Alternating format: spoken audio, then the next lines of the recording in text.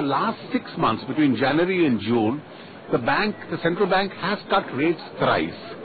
I would have liked to see it more. Most Indians would have liked to see it more. That's a responsibility that the Reserve Bank has. Let's wait for the monsoon. At the moment, the monsoon situation looks somewhat better than what was being predicted earlier. And I'm quite sure, as a responsible institution, they will respond to the situation as it emerges. Are you afraid that the volatility, and especially the sharp correction that we've seen in the Indian stock markets, is going to hurt your disinvestment plan? I think the markets will stabilize. We have in the pipeline approved transactions worth almost 50,000 crores. And therefore, putting them in the pipeline and then going through it month by month or literally week by week should be possible. When do you start to see the action pick up on the ground? I can't tell you, I can't speculate because the markets are involved, but I can tell you we are in a state of readiness. What about strategic sales, sir? Because we haven't seen forward movement. You see, strategic sales, as I have said, I would be confining in the first instance to the areas which we have said. If loss-making units, there is an option. Hotels, there is an option. And if some other case comes up, we'll consider that option on a case-by-case basis. Residual stake sale in companies like Hindustan Zinc and Balco. The companies are now looking at a merger, and that has been given approval at least by the boards. What is the government's position? I must tell you that even honest transactions, as in the case of hotels previously, as in the case of zinc earlier, stirred an unnecessary controversy. Now, I hope that controversy now comes to an end, with CBI also giving an indication that that was a perfectly honest transaction. The confidence of the civil service in spearheading those drives will certainly improve. We've already put in place adequate amendments to the Prevention of Corruption Act also, so that honest decision-making doesn't attract provisions of that act. I think in areas like defense purchases, in areas like divestment, these two changes will certainly play a very significant part. But specifically on the Hindustan Zinc issue, because as you said, the CBI is likely to close the investigation for the want of evidence. I have only seen headlines in the media. Sure. And if that were to happen, I'm sure it will send a good indication and strengthen government's ability to take an appropriate decision. We do have the next parliament session coming up. The law minister and you yourself have had meetings with farmers' unions. Is there any thought, consideration to review your position as far as the consent clause is concerned? I must tell you that in my meetings with the farmers' organizations have been very positive. But they said consent must be brought back. Well, they've given me a written notice, and their suggestion is contained in that notice. There is some flexibility, I read, in whatever is the written memorandum given to me. Do you expect trouble in Parliament on account of the fracas involving Sushma Swaraj, and how much of a setback is this going to be for your government? No, there is no setback at all. I've already clarified. She acted perfectly bona fide.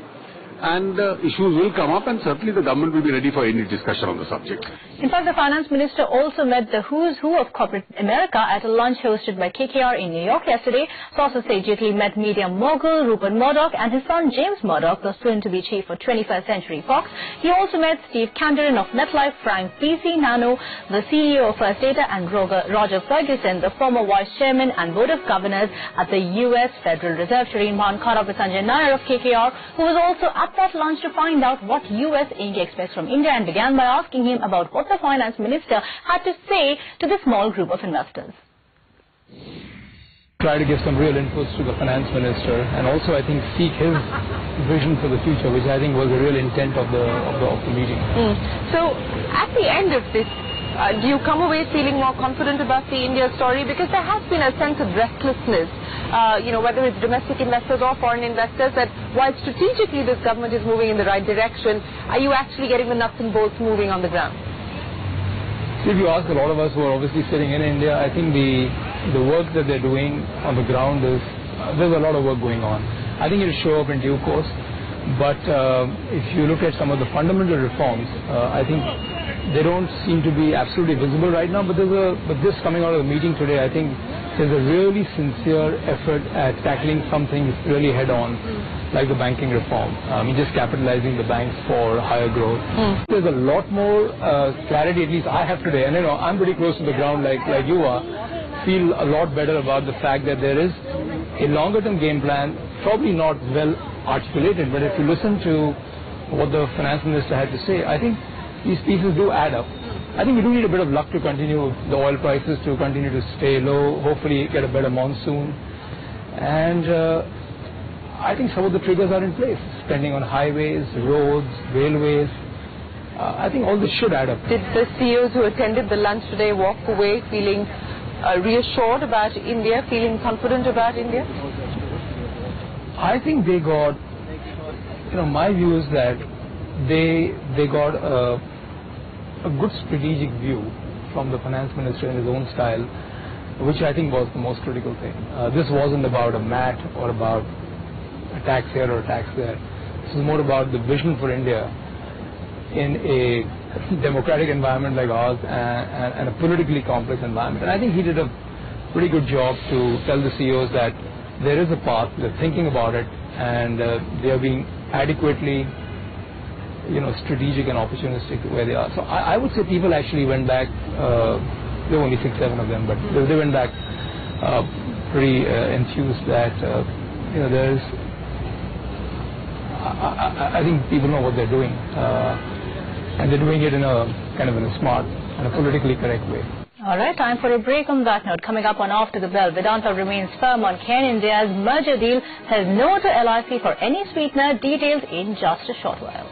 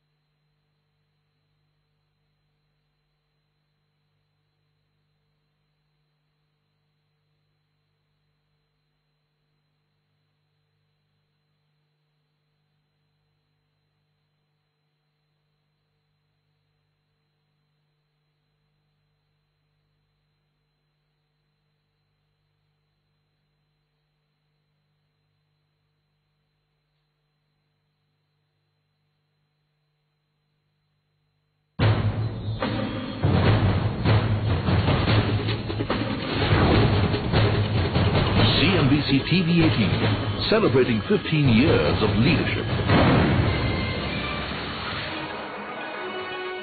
Welcome back. On to an exclusive. The Vedanta management is not willing to give in to the minority shareholders' demands, at least not just yet. CNBC TV learns that Vedanta is not willing to sweeten the merger deal any further and plans to go ahead with its plans of issuing just preferential shares for Cairn India shareholders.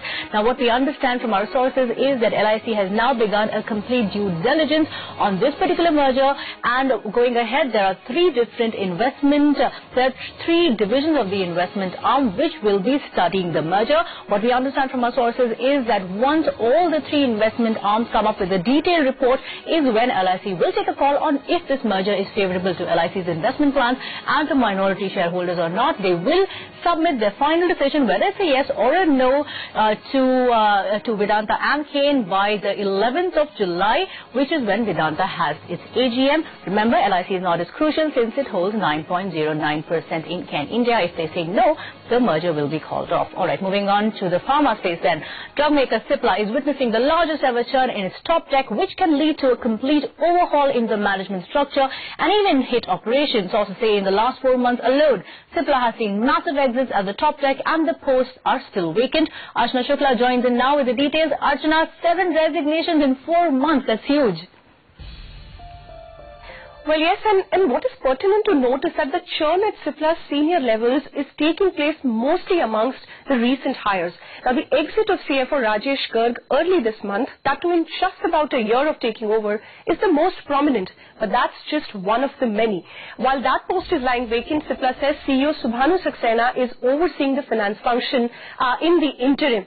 But others, we understand, who have exited include India business head Sameer Goyal, who quit in just a year of taking over. That post is also reportedly still not filled. Company's global general counsel Murli Neelkantanan quit in February, and Gautam Rohitkar has replaced him. Head of Human Resources Naveen Garg has exited, and Samina Wazir Ali is taking over that additional responsibility. CSR head Sudhir Sharma, Chief Information Officer Arun Gupta, Licensing head Shubhra Mehrotra are some of the other senior exits, along with those from mid-management levels like that of MIS and quality compliance. Now, sources tell us that this churn is a result of Cipla attempting to reorganize overall and trying to get too much done too soon. This, sources say, has not gone down too well with many. And add to that an underlying management conflict between the new hires and that of Cipla veterans. Cipla, however, in an official comment to CNBC TV 18 said such instances are quite normal in a dynamic organization. In some cases, these changes are driven by changes in personal interests. The company went through a phase of bringing talent from the outside and now has enough talent within the company to grow and develop the internal bench. However, the company did not respond to CNBC TV 18's specific query on whether these posts have been filled or are they still lying vacant. Back to you. All right, Archana, thanks for that. In fact, the stock fell by almost 2% after Archana broke that story. Time for another break. Coming up on the other side, Prime Minister's renewable energy mission gets 60,000 crore rupee boost from the PSU banks. That exclusive story on the other side. Stay right there.